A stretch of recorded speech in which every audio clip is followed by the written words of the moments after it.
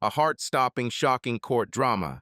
A young mother tries to return her son after years in prison, but his grandmother, who raised the boy since childhood, is categorically against it.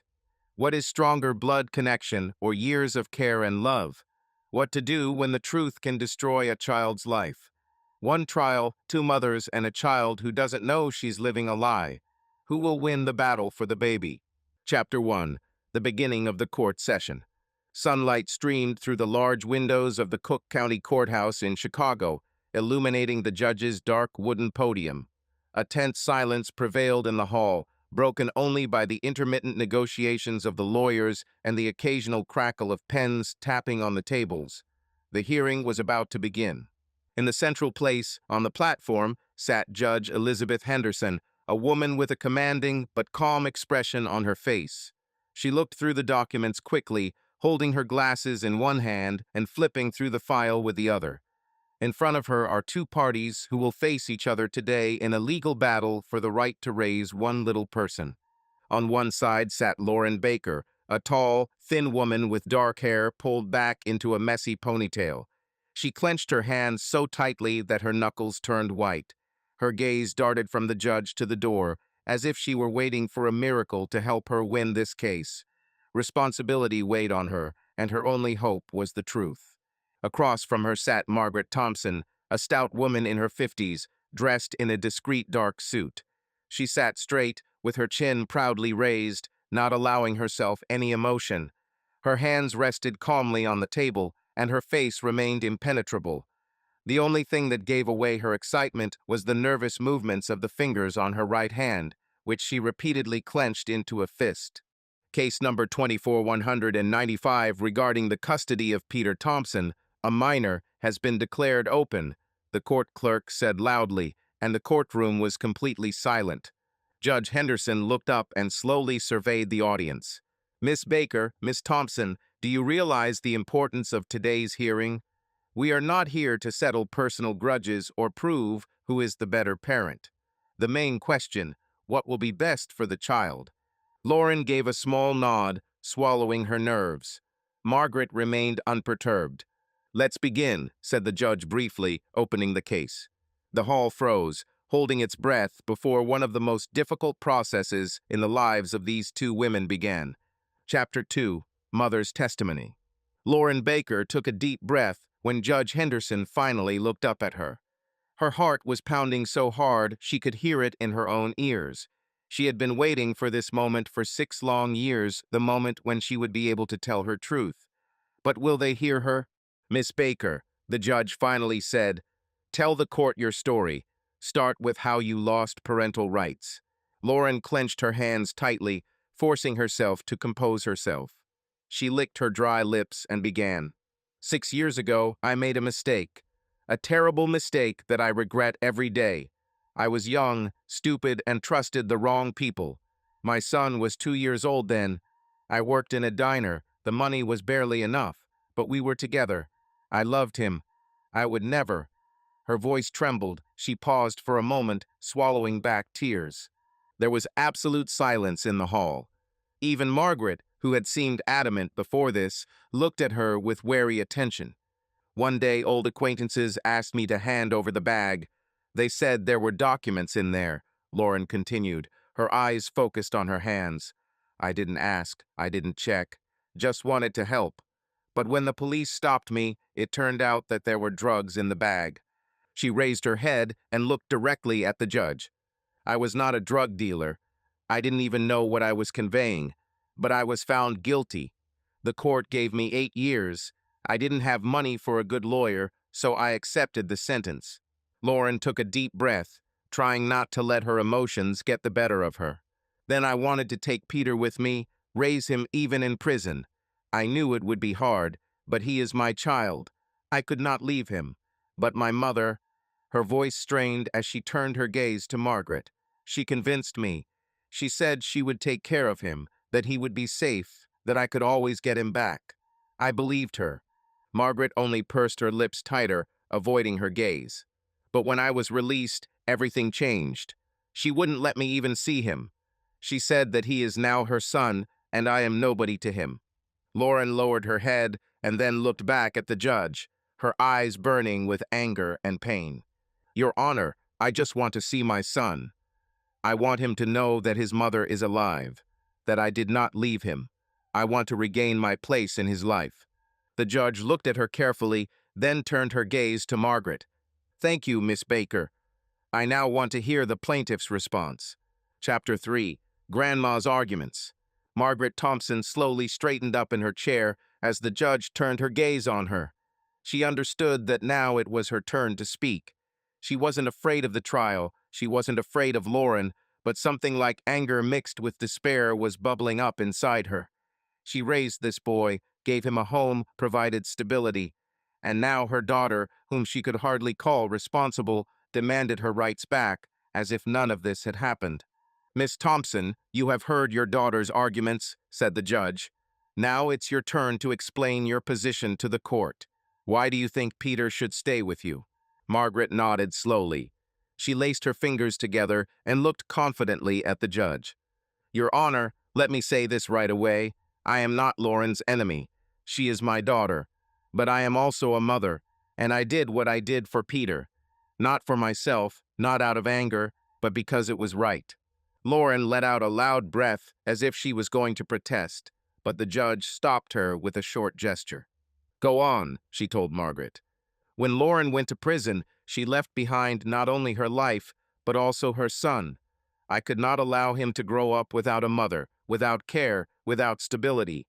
He was very small. He did not understand anything. I was the only person who could raise him." Margaret paused, looked at Lauren, then turned back to the judge. "I never told Lauren that I would take Peter away from her forever. But time passed, and he grew. He started calling me Mom. He doesn't remember Lauren because she walked out of his life when he was a baby. How could I explain to him that his real mother was in prison? How could I tell him that his life had to change again when he finally found stability?" Margaret sighed and ran her hand over her temple. "Did I make the right choice? I don't know. But I know one thing. I never acted out of evil. I did what I thought was right for Peter. And now that Lauren is back, she just wants to burst into his life and turn it upside down. She does not understand that he is already a different person, that he has his own family." The judge listened attentively, her face remained unmoved. "Did you allow Peter to see his mother after her release?" she asked. Margaret hesitated for a moment. "No," she finally said, "because I was afraid. She was afraid that she would hurt him, that he would not be able to understand what was happening. He is only 8. How can you explain to a child that his real mother is not the woman who raised him?" The judge nodded slowly as she jotted down something in her folder. "Thank you, Miss Thompson," she said. "Your words have been heard." Margaret returned to her seat, feeling anxiety creeping over her. She knew that this trial was not a fight between her and Lauren. It was about Peter. But will the court understand that she really tried to do better for the boy? Chapter 4. Certificate of Social Service. Judge Henderson looked over at the middle-aged man in the second row, going over her notes carefully. He was dressed in a discreet gray suit and held a thick folder with documents in his hands. It was Nick Reynolds, the social services representative appointed by the court to review Peter Thompson's situation. "Mr. Reynolds," the judge addressed him, "you were assigned to assess Peter Thompson's living conditions. Please share your findings." The man got up and approached the podium with a calm, measured step. He opened the folder, quickly flipped through a few pages, and began to speak. "Your Honor, I had the opportunity to personally visit Miss Thompson's house and also to meet with Peter and have several sessions of conversation with him. My task was to assess his psychological state and the conditions in which he grows." Reynolds paused, giving the audience a chance to tune in to his words. "I can confirm that Peter lives in a stable environment. His room is age-appropriate, he has toys, learning materials, and access to a variety of extracurricular activities. He attends a good school, swims, and, according to his teachers, is a diligent student." Lauren nodded nervously, as if waiting for her suspicions to be confirmed. Margaret sat motionless with her arms crossed over her chest. "However," Reynolds continued, "there is one important aspect that worries us.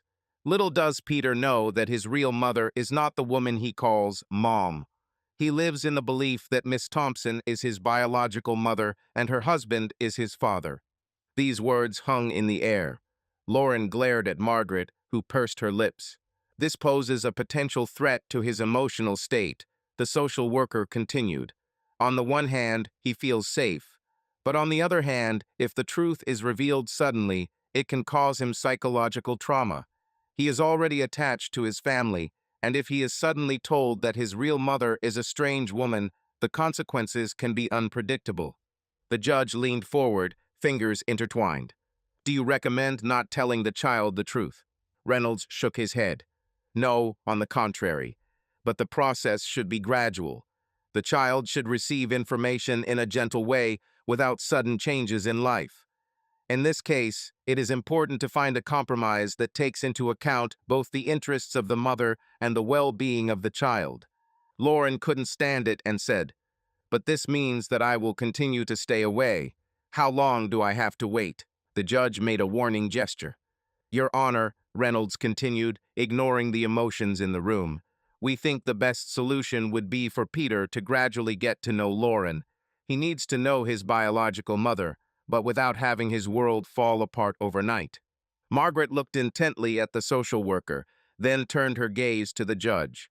The judge nodded thoughtfully. Thank you, Mr. Reynolds. Your recommendation will be taken into account when making a decision. Reynolds returned to his seat, leaving an invisible tension in the air that engulfed the room. This decision could change everything. Chapter 5, Judgment. A tense silence reigned in the courtroom. Judge Henderson pored over her notes, tapping her pen on the table in concentration. Margaret sat with pursed lips, her fingers touching the edge of the chair nervously. Lauren could hardly breathe as she waited for the decisive word. Will she get a chance to get her son back? Will he continue to be an outsider in his life? The court has considered all the testimonies, the judge finally said. Her voice was even emotionless, yet filled with the importance of the moment. We have a complex situation that requires a balanced approach. Our main goal is to provide the best conditions for the child, taking into account both his physical well-being and emotional state. She paused, looking first at Lauren, then at Margaret. There is no doubt that Miss Thompson created a stable environment for Peter. He grows up in safety, surrounded by care. However, it is impossible to ignore the fact that Miss Baker is his biological mother and has a right to be involved in his life. Lauren froze, her heart beating wildly. Margaret clenched her hands even tighter. At the same time, we cannot allow drastic changes that could injure the child, the judge continued. Based on the conclusions of social services and the testimony of the parties, the court decides. Tense moment. Lauren felt her palms become covered in sweat. Margaret maintained an outward calm, but her eyes betrayed an inner struggle. That any drastic decisions regarding changing custody of Peter would be premature, announced the judge. However, the court orders the plaintiff, Miss Thompson, to facilitate the gradual establishment of contact between Peter and his biological mother. Margaret gritted her teeth. Lauren let out a sharp breath, her hands shaking. The court decides to develop an adaptation plan that will allow Miss Baker to gradually get to know her son in safe conditions for him. This process will be monitored by social services. Initially, these will be short meetings in the presence of specialists. If the adaptation process is successful, the time spent together will gradually increase. Lauren wanted to say something, but changed her mind. She knew that this was not yet a complete victory, but it was already the first step towards getting her son back. The judge added the last. I give the parties a month to develop a detailed meeting plan together with social services. I hope you can find a compromise for the sake of the child's welfare. The court session is over. A loud thump of the hammer rang out in the silence, marking the end of the first stage of the struggle. But everyone in the hall understood that the real fight was still ahead. And what do you think? Was the judge's verdict fair? Write your thoughts in the comments below the video. Subscribe to the channel so you don't miss the next crazier thing.